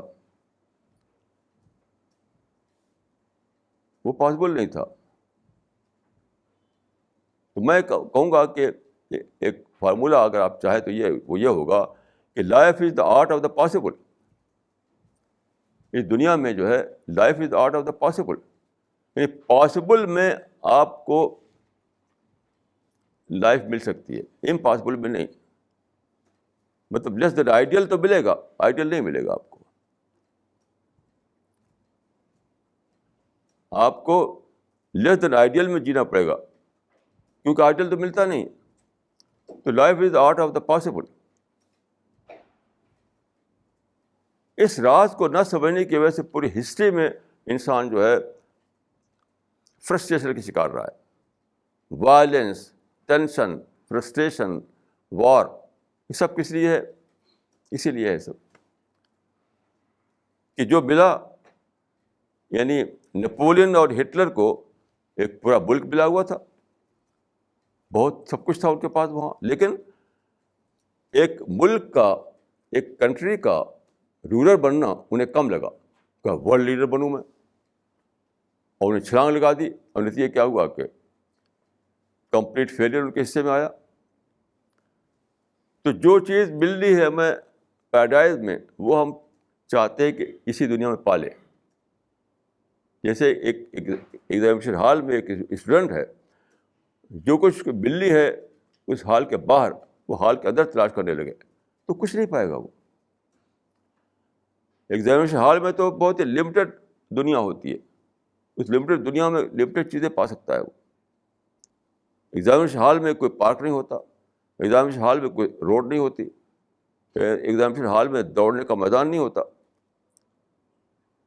ایگزامینیشن ہال میں وہ فٹ بال نہیں کھیل سکتا. یہی معاملہ اس دنیا کا ہے. تو پوری ہسٹری کو آپ دیکھیے, اسی سے ٹریس ہو رہی ہے کہ لوگ جو ہیں کریشن پلان آف گاڈ کو نہ سمجھنے کی وجہ سے مائنڈ میں جو بسا ہوا تھا آئیڈیالزم, اس کو ٹرانسلیٹ کرنا چاہا اسی دنیا میں, جو کہ پاسبل نہیں تھا. آپ کا مائنڈ میں جو بسا ہوا ہے آئیڈیالزم, وہ ٹرانسلیٹ ہوگا پیراڈائز میں, یہاں ٹرانسلیٹ نہیں ہو سکتا. وہ یعنی آئیڈیالزم جو ہے وہ آپ کا وہ تو اپنی جگہ پر نیچرل ہے, وہ نیچرل ارج ہے وہ, لیکن اس آئیڈیالزم کو آپ ٹرانسلیٹ کر سکتے ہیں صرف پیراڈائز میں, اس دنیا میں نہیں. اسی چیز کو نہ سمجھنے کی وجہ سے پوری ہسٹری جو ہے اس کے بارے میں قرآن کا یہ تبصرہ ہوا کہ والعصر ان الانسان لفی خسر, history is a witness that man is in loss. پوری ہسٹری کے لیے ایک سویپنگ ریمارک ہے قرآن کا, یہ غور کیجیے. پوری ہسٹری کے بارے میں قرآن ایک سویپنگ ریمارک دے رہا ہے, والعصر ان الانسان لفی خسر. History is a witness that man is in loss. آپ دیکھ لیجیے, right from the first person Adam اور آج کا جو انسان زندہ چل پھر رہا ہے, سب اسی کا شکار ہے. تو حضرت آدم نے تو توبہ کیا, توبہ کر کے وہ اس سے بچ گئے اس سے. آج کے جو لوگ ہیں وہ توبہ نہیں کرتے اسے پھنسے رہتے اسے مرتے اسی میں. حضرت آدم کا کیس تو اس سے ایگزمپٹ ہو گیا کیونکہ انہوں نے توبہ کر لیا تھا. حضرت آدم نے توبہ کر لیا تھا, جو ہے قرآن میں بتایا گیا ہے. اب میں ایک اور ایگزامپل دوں گا, اس سے آپ بات شاید زیادہ کلیئر ہو جائے. دیکھیے, بائبل میں ایک بہت ہی میننگ فل ایک کوٹیشن ہے ایک پرافٹ کا, ایک پرافٹ کی زبان سے, بہت ہی میننگ فل. بائبل میں جو اشعیاء کا جو چیپٹر ہے اس میں تو ایک پرافٹ نے یہ کہا کہ دنیا میں تم کو جو یہ رہنا ہے تو اس میں تو تم کو مصیبتیں رہیں گی, اس میں تم کو یعنی پرابلم فیس کرنا پڑے گا. تو اس میں انہوں نے کہا کہ یہ بتاتے ہوئے کہ وہی جو میں نے عرض کہا کہ جنت میں ملے گا سب کچھ کو, تو اس میں وہ کہتے ہیں کہ God will wipe away tears from all faces. God will wipe away tears from all faces. یعنی خدا جو ہے ہر آنکھ کے آنسو پوچھ دے گا. تو اس وقت جب پہنچیں گے آپ دنیا میں تو آپ مصیبتیں اٹھائیں گے, پرابلم کو جھیلیں گے, لیکن اگر آپ نے کوالیفائی کیا پیراڈائز کے لیے اور وہاں پہنچے آپ اس طریقے سے, تو وہاں آپ کے آنسو پوچھ جائیں گے, وہاں آپ کو سکھ ملے گا, چین ملے گا, سب کچھ ملے گا. تو یہ ہے اس میں بائبل میں کہ God will wipe away tears from all faces. اب کیا ہوا کہ اس کو لے لیا ٹالسٹائے نے. ٹالسٹائے ایک بہت بڑا رائٹر تھا رشیا کا, اس کی کتاب ہے وار اینڈ پیس, اور بہت سی کتابیں ہیں. تو اس کو دنیا میں ٹرانسلیٹ کرنا چاہا انہوں نے یہ مشن بنایا اپنا کہ دنیا میں جو انسان ہیں, جو سوسائٹی ہے, ان کے آنسو پوچھیں ہم. ایک ایسی سوسائٹی بنائیں جس میں کوئی رونے والا نہ ہو. تو کچھ بھی نہیں ہوا, وہ خود ہی یعنی اس میں ڈسپیئر میں مرے. 1910 میں 1910 میں ان کا ڈیتھ ہوا ٹالسٹائے کا. 1910 میں فرسٹریشن مرے وہ, حالانکہ ان کی 88 ایئرس ہو چکی تھی. کیونکہ وہ آیت جو تھی بائبل میں وہ تو آخرت کے بارے میں تھی، اس دنیا کے بارے میں نہیں تھی. یہی کہانی ہم انڈیا میں دیکھتے ہیں. مہاتما گاندھی بہت ہی بڑے لیڈر تھے، تو انہوں نے کہا تھا آزادی سے پہلے کہ میرا مشن ہر آنکھ کے آنسو پوچھنا ہے. مہاتما گاندھی نے کہا تھا آزادی سے پہلے کہ میرا مشن ہر آنکھ کے آنسو پوچھنا ہے. تو 47 کے بعد کیا ہر آنکھ کے آنسو پوچھ گئے؟ ظاہر کہ نہیں پوچھے، بلکہ شاید رونے والی آنکھیں اور زیادہ ہو گئیں. 1947 میں جواہر لال نہرو نے کہا تھا کہ انڈیا میں 36 کروڑ آدمی ہیں اور 36 کروڑ پرابلم ہیں. اور آج کتنے آدمی ہیں؟ آج تو بہت زیادہ ہماری گنتی ہو چکی ہے. تو رونے والے بڑھ گئے ہیں. تو رونے والے جو تھے ان کے آنسو کہاں پوچھے؟ تو کیوں ایسا ہوا؟ ہمارے لیڈر نے اس بائبل کے ایک ورس کو دنیا میں ٹرانسلیٹ کرنا چاہا جو تھی آخرت کے لیے، پیراڈائز کے لیے. یاد رکھیے کہ دنیا میں ہمیں یعنی خدا بنائے نہیں، خدا نے دنیا کو ہماری ڈیزائر یہاں پوری ہوں. ڈیزائر تو وہاں پوری ہوگی. یہاں تو ہمیں انٹلیکچوئل ڈیولپمنٹ کرنا ہے، اسپریچول ڈیولپمنٹ کرنا ہے، اپنے کو کوالیفائی کرنا ہے تاکہ ہم پیراڈائز میں انٹری پا سکیں.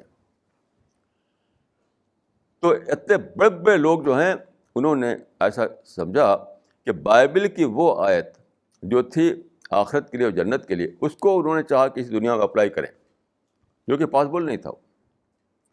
وہ پاسبل نہیں تھا. وہ You cannot achieve paradise in this world.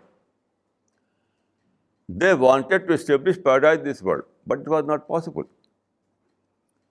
You cannot achieve paradise in this world. تو یہ ہے کہانی پوری ہسٹری کی کہ لوگ لیس دین آئیڈیل پر راضی نہیں ہوتے، اس لیے وہ زندگی میں فرسٹریشن میں رہتے ہیں. آپ لیس دین آئیڈیل پر راضی ہو جائیے، اور لیس دین آئیڈیل پر راضی ہونے کے معنی کیا ہے؟ اس کے بعد آپ کو اپرچونیٹی ملتی ہے کہ آپ اپنے کو پریپیئر کر سکیں. لیس دین آئیڈیل پر راضی ہونا اپنے آپ کو وہ اپرچونیٹی اویل کرنے کے قابل بنانا ہے، جس کی وجہ سے آپ کو آخرت میں پیراڈائز ملے. میری دعا ہے کہ ہم کو اور آپ کو خدا صحیح راستہ دکھائے، ہم کو جنت میں داخل کرے. اقول قولی ھذا واستغفر اللہ لی ولکم اجمعین.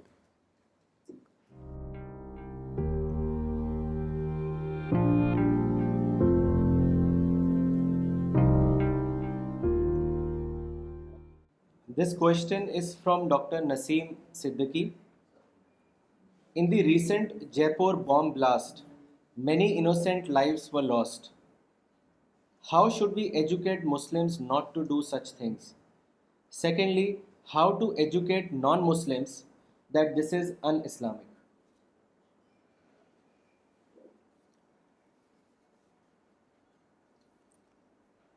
اب دیکھیے یہ کس نے کیا، یہ تو ابھی تک کلیئر نہیں ہوا ہے. جس نے بھی کیا ہو تو میں تو یہ سمجھتا ہوں کہ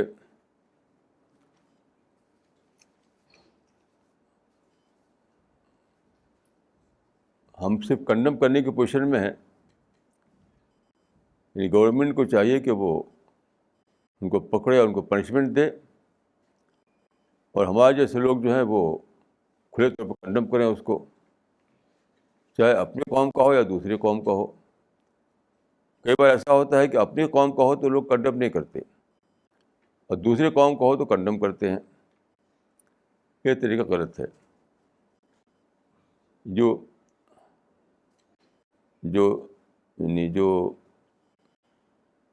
لوگ ہیں جو لکھتے ہیں اور بولتے ہیں ان کو اوپنلی کنڈم کرنا چاہیے تاکہ وہ ان کو ڈسکریج کرنے کے لیے.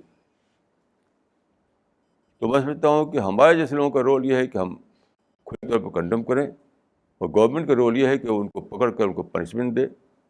میں تو سمجھتا ہوں کہ ڈیٹرنٹ پنشمنٹ دینا چاہیے, deterrent punishment.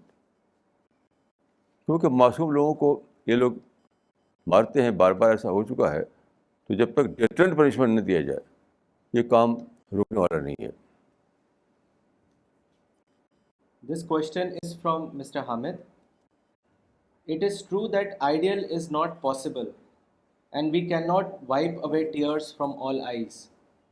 But it is also a command by God that we must have a heart for the destitute and do charity and wipe out some tears. Quran says, "Vain is the worship without a heart for the poor." Kindly comment. تو ٹھیک ہے, میں ایسا تو نہیں کہا میں نے کہ جو بس میں آپ نہ کریں اس کو, جتنا آپ کے بس میں ہے وہ تو کرنا ہے. میں اس فلاسفی کو, اس آئیڈیالوجی کو کہہ رہا ہوں. اور یہ آئیڈیالوجی آج سے ہزاروں سال سے چل رہی ہے کہ آئیڈیل اسٹیٹ بنانا, آئیڈیل سوسائٹی بنانا, آئیڈیل سسٹم بنانا.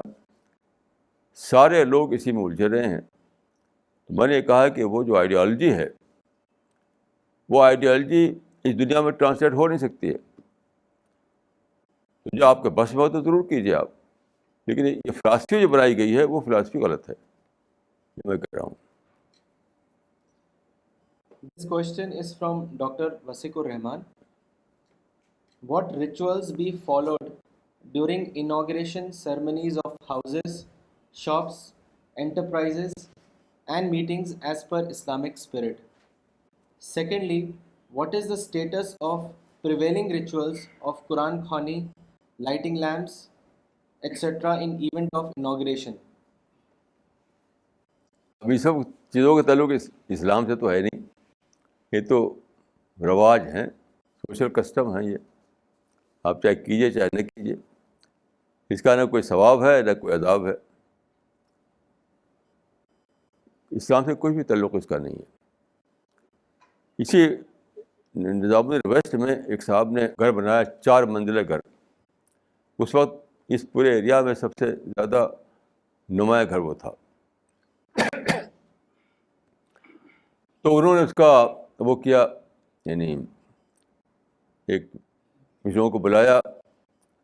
اب مجھے نہیں معلوم کہ اس کا نام کیا ہوتا ہے, یعنی اناگریشن ہوتا ہے, کیا نام ہوتا ہے, لیکن بہرحال تو اس وقت مولانا اظہار حسین صاحب ایک تھے تبلیغی جماعت کے بزرگ, وہ زندہ تھے, ان کو بلایا تھا انہوں نے. تو مولانا اظہار حسین صاحب بہت ہی نیک بزرگ آدمی تھے, وہ حدیث کے استاد تھے, حدیث پڑھاتے تھے. تو انہوں نے ایک حدیث سنائی اس وقت.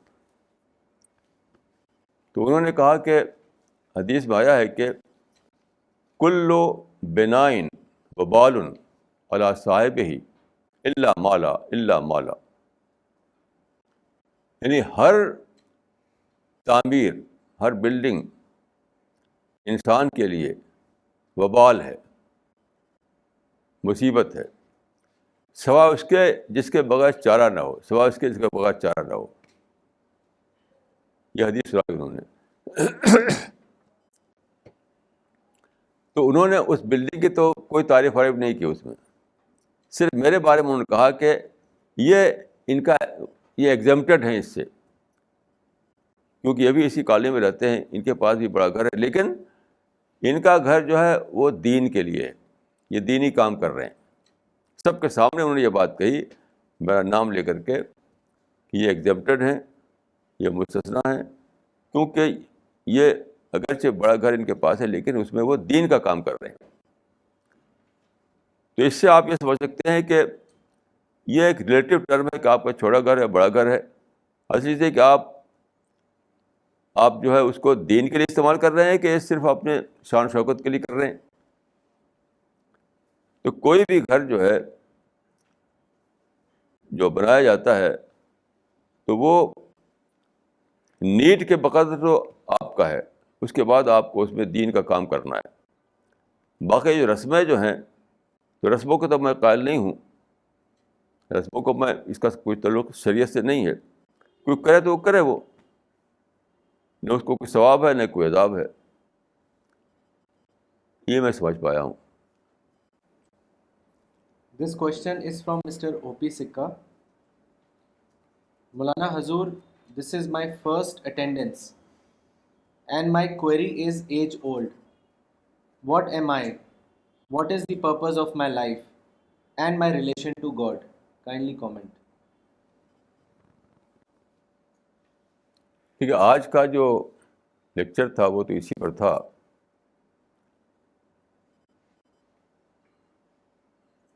خدا نے ہم کو ایک بہت بڑی اپرچونٹی کو اویل کرنے کے لیے اس دنیا میں بسایا ہے.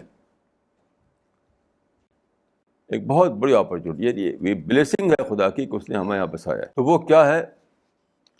خدا نے ایک بہت ہی بیوٹیفل دنیا بنائی، آئیڈیل دنیا، پرفیکٹ دنیا، جس کو ہم کہتے ہیں جنت یا پیراڈائز. اس دنیا میں بسانے کے لیے خدا کو کوالیفائڈ لوگ چاہیے، کوالیفائڈ لوگ. اسی کا یہ پریپریٹری گراؤنڈ ہے یہ دنیا. یہ دنیا ہمیں اس لیے نہیں ہے کہ ہم انٹرٹین کریں، انجوائے کریں، اپنی شان و شوکت بڑھائیں یا فیم حاصل کریں، رائٹ ہیئر رائٹ ناؤ کا کلچر یہاں چلائیں. اس کے لیے دنیا نہیں بنائی گئی ہے. یہ تو اس کو مس یوز کرنا ہے. بنائی گئی ہے جو کریشن پلان آف گاڈ ہے اس کے مطابق کہ یہاں کے ہر چیز کو آپ بطور اپرچونٹی لیں،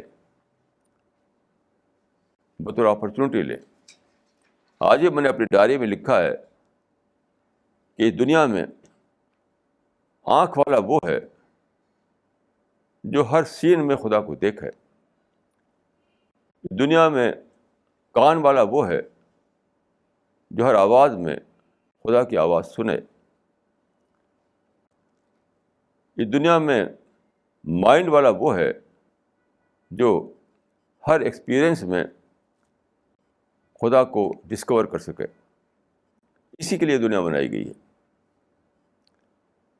تو جو لوگ اس کو ایک اپرچونٹی کے طور پر لیں، اس اپرچونٹی کو اویل کریں، تو ان کو موت کے بعد پیراڈائز میں جگہ ملے گی.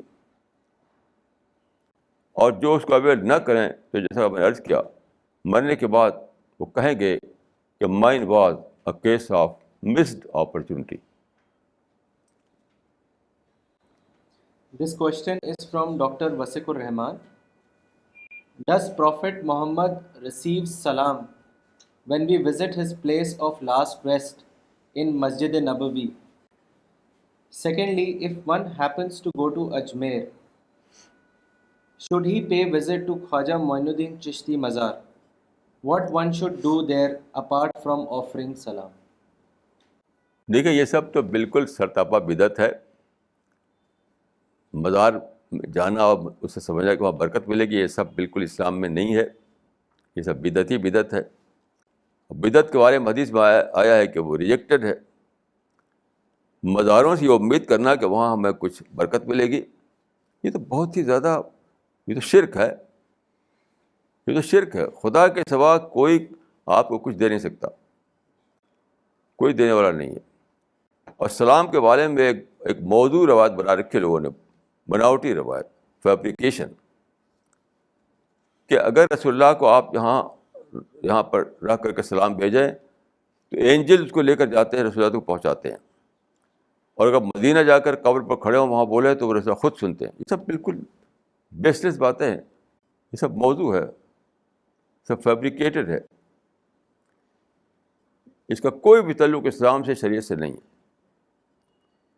جو لوگ اس کو اسلام کا بتائیں وہ اسلام کی ABCD بھی نہیں جانتے.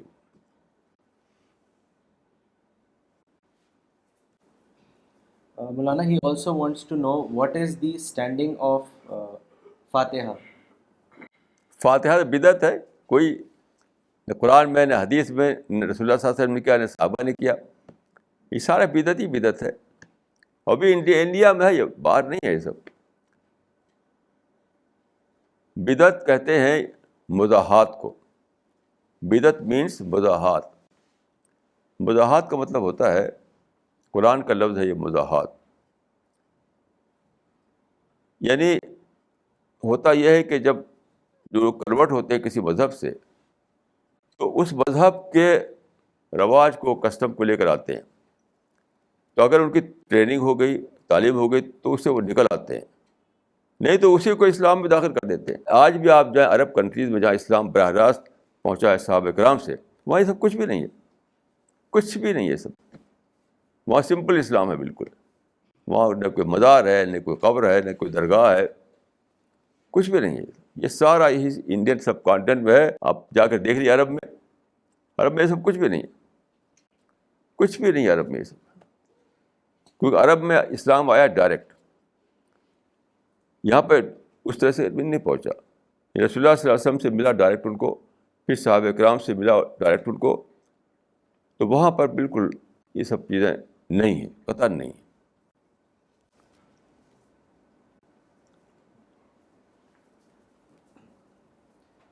This question is from Aisha and Stuti. Why is that the poor and innocent people are impacted by any kind of natural calamities like it happened in China and Myanmar? Then any کیوں, other? کہاں یہ ہم تو پڑھا نہیں کہیں پر زیادہ, ہم کو پتہ نہیں بھائی سب لوگ اس میں, امیر بھی غریب بھی سب اس میں آتے ہیں اس کا. یہ تو ہم کو ایسا ہم جانتے نہیں بھائی. جو لوگ بھی وہاں رہیں گے وہ سب اس کے, Everybody is impacted. ہاں میں in تو the same یہی جانتا ہوں بھائی. چن کر کے جب آتا ہے قصہ تو چن کر کے پور کے لیے نہیں آتا ہے, وہ جو اس میں بسے ہوئے ہیں سب کے لیے آتا ہے. اس میں ہر قسم کے لوگ ہوتے ہیں. جی ہاں, میں تو یہی جانتا ہوں. This question is from Idris. This world is not ideal. People's desire cannot be fulfilled here. However, paradise is an ideal place. Then why Hazrat Adam had dissatisfaction there?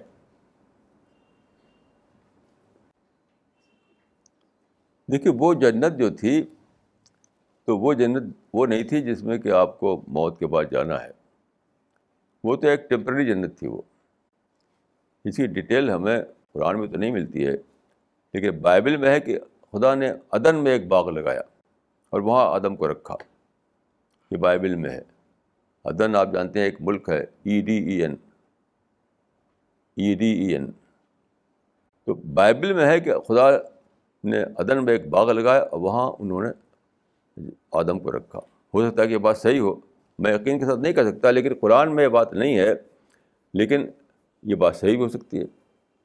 وہ پیراڈائز جس میں کہ آخرت کے بعد جانا ہے سب لوگوں کو, پر اس سے الگ کوئی جگہ تھی جہاں حضرت آدم کو رکھا گیا تھا. کوئی ٹیمپریری جگہ, temporary. This question is from Yasir. Does being a status quoist not limit our capabilities to achieve more in life? Kindly comment. نہیں, وہ تو زیادہ کر سکتا ہے. اس سے کوئی اس کا مطلب کیا ہے, یعنی پرابلم سے نہ الجھنا اور اپرچونیٹیز کو اویل کرنا. جب آپ پرابلم الجھیں گے تو اپرچونیٹی اویل نہیں کر پائیں گے. اس سے کوئی اس کا مطلب یہ نہیں کہ آپ ان ایکٹیو ہو جائیں. اس سے کوئی اس کا مطلب ان ایکٹیو ہونا نہیں ہے, بلکہ ان نیسیسری انوالومنٹ پرابلمس میں جو کرتے ہیں لوگ, اس سے اپنے کو بچا کر کے اپنا ٹائم, اپنی انرجی اس سے بچائیں, اور جو اپرچونیٹیز ہیں ان کو اویل کریں.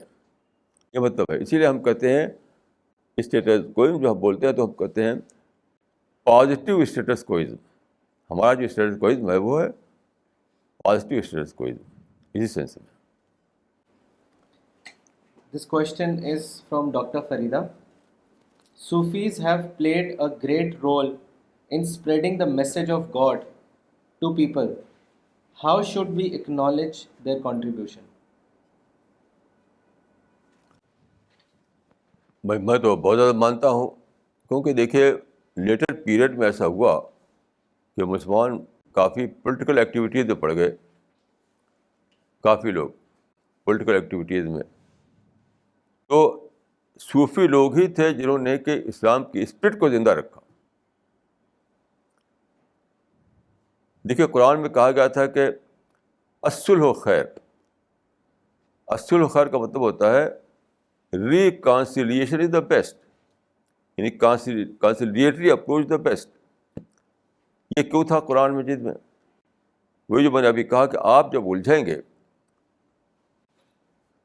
تو کیا ہوگا؟ اپرچونیٹیز کو اویل نہیں کر پائیں گے، خاص طور پر دعویٰ اپرچونیٹیز کو اویل نہیں کر پائیں گے آپ.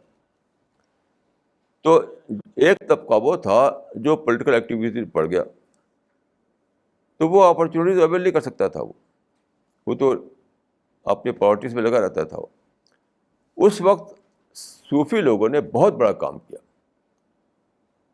یعنی بغداد سے لے کر انڈیا تک اور ساری دنیا میں یہی تو لوگ ہیں جنہوں نے کہ سچائی کا پیغام پہنچایا ہے، کیونکہ انہوں نے اپنے کو الجھایا نہیں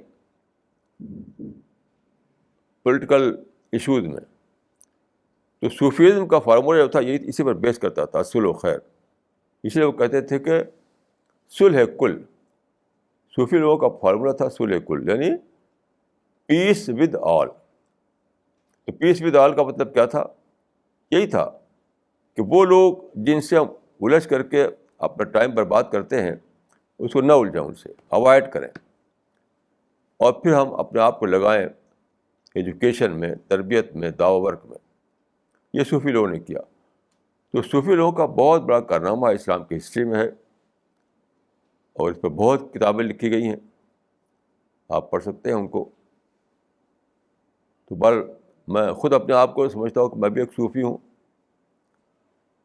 ٹریڈیشنل صوفی نہیں، لیکن یعنی جو میری اسپرٹ ہے، جو میرے کام کا طریقہ ہے، وہ سب وہی ہے. اس لیے میں اپنے کو صوفی سمجھتا ہوں. تو صوفی لوگوں کا تو ہم بہت زیادہ مانتے ہیں، ان کے کنٹریبیوشن کو، اور ہم خود اسی ہی طریقے کو فالو کر رہے ہیں. ہمارا بھی یہی ہے کہ صلح کل، یعنی پیس ود آل. ہم ٹکراؤ سے دور رہتے ہیں، پولیٹیکل ایشوز میں ہم نہیں الجھتے، حکومت سے ہم کوئی لین دین نہیں رکھتے، اسی لیے تاکہ ہم اپنی انرجی کو، اپنے ٹائم کو زیادہ سے زیادہ کنسٹرکٹیو ایکٹیویٹی میں لگا سکیں، دعوی ورک میں لگا سکیں، اسپریچول ایکٹیویٹیز میں ہمیں ٹائم زیادہ مل سکے.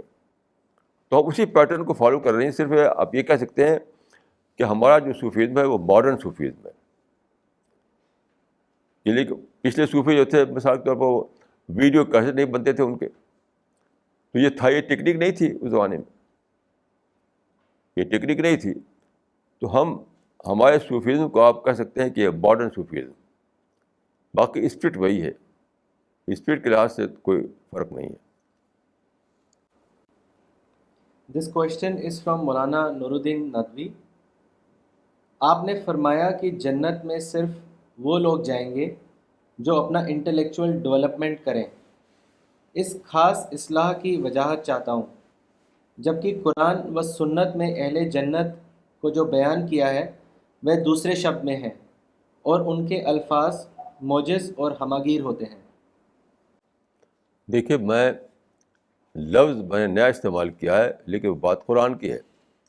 قرآن میں ہے، دیکھیے، ذالک جزاء من تزکیٰ، جنت ملے گی ان کو جنہوں نے اپنے آپ کو پیوریفائی کیا. تزکیٰ مانے پیوریفائی کرنا، ورڈ وہاں پیوریفیکیشن ہے. پیوریفیکیشن مطلب کیا ہے؟ کیا باڈی کو دھویا، باڈی کو صاف ستھرا بنایا؟ کس چیز کو پیوریفائی کیا انہوں نے؟ کس چیز کو پیوریفائی کیا؟ اسی کو میں انٹلیکچوئل ڈیولپمنٹ کہہ رہا ہوں، اسی کو میں کہہ رہا ہوں. ذالک جزاء من تزکیٰ، جنہوں نے اپنا تزکیہ کیا ہے، اپنے کو پیوریفائی کیا ہے، اپنے کو پیوریفائڈ سول. یعنی قرآن کی لینگویج میں ہم یہ کہیں گے کہ جن لوگوں نے اپنے آپ کو پیوریفائڈ سول بنایا، SOUL، جن لوگوں نے اپنے آپ کو پیوریفائڈ سول بنایا وہ جنت میں جائیں گے. تو اسی بات کو میں کہہ رہا ہوں. انٹلیکچوئل ڈیولپمنٹ کا مطلب ہے یہی پیوریفیکیشن. اور لفظ تو بدلنا نہیں پڑتا ہے، سارے تفسیروں میں آپ ایسا تو کہ اسی کو ریپیٹ کر دیا کریں. اگر ریپیٹ کرنا ہو تفسیر لکھی نہیں جاتی. اتنی ساری جو کمنٹری لکھی گئی قرآن مجید کی، تو اگر اسی کو ریپیٹ کرنا ہو قرآن کے ورڈ کو تو پھر تفسیر کیوں لکھی جائے گی؟ اس کی ضرورت ہی نہیں پھر. اسی لیے لکھا جاتا ہے کہ اس کو نیا شبد دے سکیں تاکہ لوگ سمجھ سکیں. بیسک بات دیکھیے یہ ہے کہ مخاطب کا مائنڈ ایڈریس ہو, آڈینس جو ہے آڈینس کا مائنڈ ایڈریس ہو. تو وما ارسلنا برسول اللہ بلسان قومی, ہر زمانے کی لسان بدل جاتی ہے, زبان بدل جاتی ہے, ایڈیم بدل جاتا ہے. اس کو سمجھ لیجیے آپ, ایڈیم وہی نہیں رہتا ہر زمانے میں. تو یعنی ایڈیم یعنی انداز کلام بدلتا ہے. تو اسی کے لحاظ سے قرآن میں بتایا کہ ہر پیغمبر نے اپنے زمانے کے لحاظ سے جو اس وقت جو ایڈیم تھا اس کو استعمال کیا. تو ہم آج کا جو ایڈیم ہے, آج کا جو انداز کلام ہے, اس کو استعمال کرتے ہیں تاکہ آج کے انسان کا مائنڈ ایڈریس ہو. اور یہ بھی قرآن سے نکلتا ہے, کل لہم فی انفسہم قولا بلیغا, کہو ان سے بات ان کے دل میں اترتی ہوئی. تو دل میں اترنا کیا ہے؟ ایک اس کا مائنڈ ایڈریس ہو. یہ قرآن میں وہ ان لفظوں میں ہے کہ کہو بات ان سے دل تک پہنچتی ہوئی. ہم اس کو کہتے ہیں کہ ان کا مائنڈ ایڈریس ہو. اس میں تو وہی بات کو میں آج کے زبان میں بولتا ہوں, تو ٹھیک وہی بات ہے لیکن ایڈیم بدلا ہوا ہے, بس, اور کوئی فرق نہیں. This question is from Abdul Rahman. There is a verse in Quran which says, "Qasam hai zamane ki." Kindly elaborate the meaning of such qasam. قسم کا مطلب دیکھیے گواہ ہے زمانہ. اس کے متعلق کتاب لکھے مولانا حمید الدین افرائی نے, اس کا نام ہے اقسام القرآن.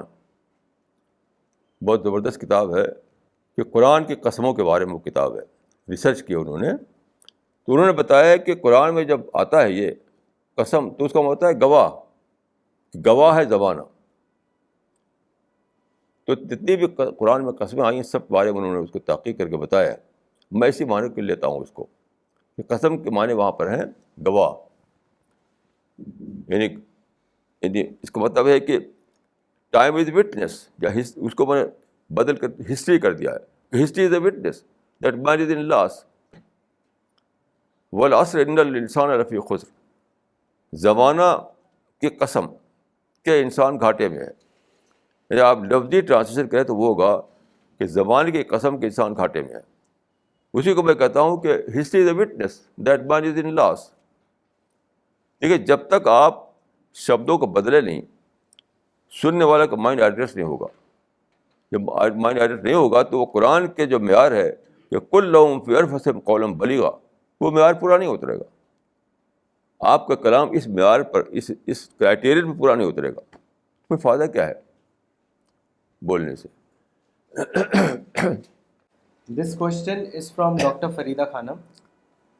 How those people will be judged by God who have not received divine guidance? Please explain. جیسے یہ سوال کیا گیا تھا ایک بڑے دیوبندی عالم سے, یہی سوال, تو انہوں نے بہت اچھا جواب دیا, بہت ہی چھوٹے شبدوں میں. انہوں نے کہا کہ جیسی تبلیغ ویسا مواخذہ, یہ ان کی زبان تھی. یہی تبلیغ ویسا مواخذہ, یعنی جتنا بات پہنچی ہے ان کو اس کے لحاظ سے خدا ان کے سامنے وہ اکاؤنٹیبل ہوں گے. اب یہ سوال ہے کتنی بات پہنچی ہے تو خدا جانتا ہے, ہم نہیں جانتے. انہوں نے ایک کرائٹیرین بتا دیا کہ اکاؤنٹیبلٹی جو ہوگی وہ اس کے لحاظ سے ہوگی جتنا کہ ان کو پہنچی ہے بات, جتنی تبلیغ اتنا مواخذہ. تو خدا کو معلوم ہے کہ اس کو کتنی پہنچی ہے کتنی بات, ہم کو نہیں معلوم ہے. تو ان پرنسپل ہم یہ مان سکتے ہیں کہ خدا کے ہاں جو پوچھ ہوگی وہ اسی لحاظ سے ہوگی کہ اس کو سچائی کا میسج کتنا پہنچا تھا. بس اس کے آگے جو ہے وہ خدا کو معلوم ہے. This question is from Danish Siddiqui. How can we pray for our Muslim brothers and sisters who have died? دیکھیے جو لوگ مر چکے تو آپ کی دعا سے ان کا فیوچر بدل نہیں جائے گا. یہ امپاسبل ہے, یہ بالکل امپاسبل ہے. جو دعائیں ہوتی ہیں یہ سب تو میرے نزدیک بس دل کی تسکین کے لیے, دل کی تسکین کے لیے.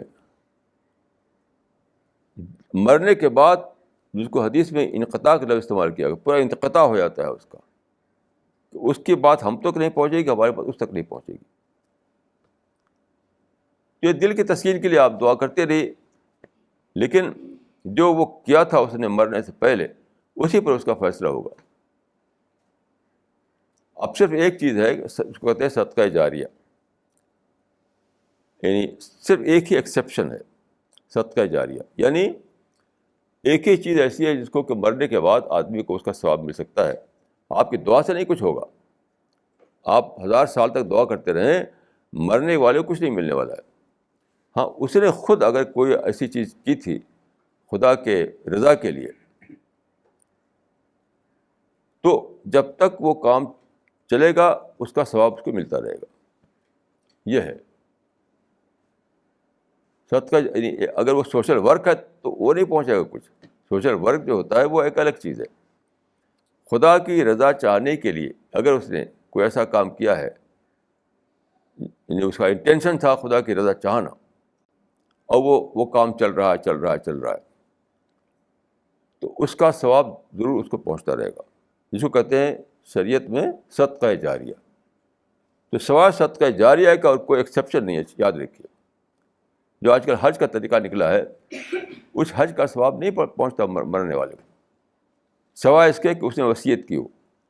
یہ بھی یاد رکھیے اچھی طریقے سے کہ مرنے والے نے حج کا پیسہ اکٹھا کیا تھا, بیمار ہو گیا, مرنے لگا, اور اس نے وصیت کی کہ یہ پیسہ کسی سے کو دے کر حج کرا دینا, میں نہیں کر سکا, کسی کرا دینا.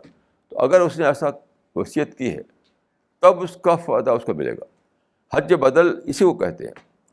لوگ آج کل زمانے میں کیا ہوا, حج بدل بھائی یوں کرواتے رہتے ہیں.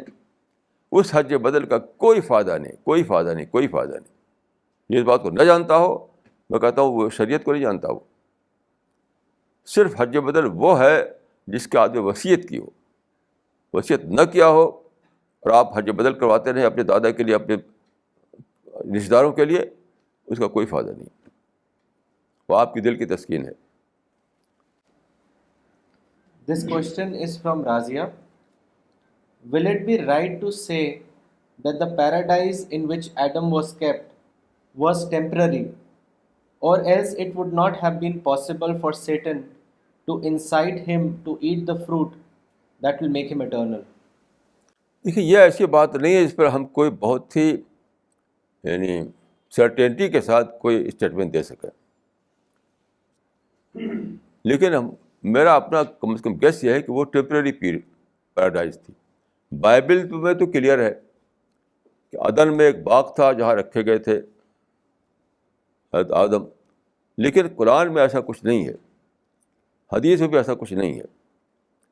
بلکہ میں گیس یہ ہے, میرا گیس صحیح بھی ہو سکتا ہے, غلط بھی ہو سکتا ہے, کہ وہ پیراڈائز کے سوا کوئی جگہ تھی جہاں ٹیمپریری طور پر رکھا گیا تھا. قرآن میں جو لفظ ہے وہ جنت مانے باغ. قرآن جو لفظ استعمال ہوا ہے وہ جنت ہے, جنت مانے باغ ہوتے ہیں. تو ہم گیس کر سکتے ہیں کہ شاید وہ کوئی ٹیمپریری جگہ ہو, لیکن اس بارے میں کوئی قرآن و حدیث میں کوئی واضح قسم کی, بہت ہی کلیئر قسم کی کوئی اسٹیٹمنٹ نہیں ہے. This question is from Abdullah. Non-Muslims look towards some Muslims worshipping graves and asking help from them, and they think that this is Islam. They also say that the only difference between Hindus and Muslims is that Muslims worship the idols in the form of graves and Hindus worship the idols in standing form. Now, Maulana, what would you suggest for non-Muslims? How can they understand real Islam? دیکھیے, میں گیا Rishi cash ہندو لوگوں کا پوتر استھان ہے, آپ جانتے ہیں. تو رشی کیش میں ایک جگہ ایسا تھا کہ ان کے جو بت ہیں کیونکہ رشیکیش میں سناتن دھرمی لوگوں کا وہاں پر ہے. آریہ سماج میں جو لوگ ہیں وہ تو بت نہیں پوجتے, بت پرستی کے خلاف ہیں وہ, کہ سناتن دھرمی جو ہے وہ جو بت کو پوجتے ہیں ان لوگوں کا وہاں پر ہے سینٹر. تو بت رکھے ہوئے تھے ادھر بھی ادھر بھی. تو میں وہاں سے گزر رہا تھا, میرے ساتھ ایک ہندو تھے. تو اس ہندو نے کہا کہ مولانا صاحب کیا فرق ہے ہندو میں مسلمان میں؟ بھی یہی تو ہے کہ ہم کھڑا کر پوجتے ہیں, وہ لیٹا کر پوجتے ہیں. مطلب قبر میں جو لیٹا ہوا ہے اس کو وہ پوج رہے ہیں, ہم یہاں بیٹھا ہوا اس کو پوج رہے ہیں. تو بس بتاؤ, انہوں نے بات صحیح کہی تھی کہ مسلمان لٹا کر پوج رہے ہیں, وہ کھڑا کر کے پوج رہے ہیں. اسی لیے اس معاملے میں دیوبندی علماء کا جو مسئلہ ہے وہی صحیح ہے. دیوبندی علماء اس کو شرک سمجھتے ہیں, قبروں کے پوجا کرنے کو, قبروں سے مراد مانگنے کو, یہ سب کو دیوبندی علماء شرک سمجھتے ہیں. میں اسی کو صحیح سمجھتا ہوں. اس معاملے میں بھی رائے وہی ہے جو دیوبندی علماء کی رائے ہے. He also wanted to know how can Hindus understand the real Islam better. Direct پڑھیں, سیدھی سی بات ہے. قرآن پڑھیے, حدیث پڑھیے, ہمارے لٹریچر پڑھیے. ہماری لٹریچر اتنی ساری کتابیں اس کو پڑھیے. یعنی مسلمانوں کو دیکھ کر آپ رائے نہ بنائیں, بلکہ اسلام کی اسکرپچر کو دیکھ کر رائے بنائیں. دیکھیے, ایک ہے اسکرپچرس اور ایک ہے مسلمانوں کی پریکٹس. تو مسلمانوں کی پریکٹس سے آپ نہ رائے بنائیں کہ اسلام کیا ہے, اسکرپچرس کو پڑھیں, اس سے رائے بنائیں کہ اسلام کیا ہے. سیدھی سی بات ہے.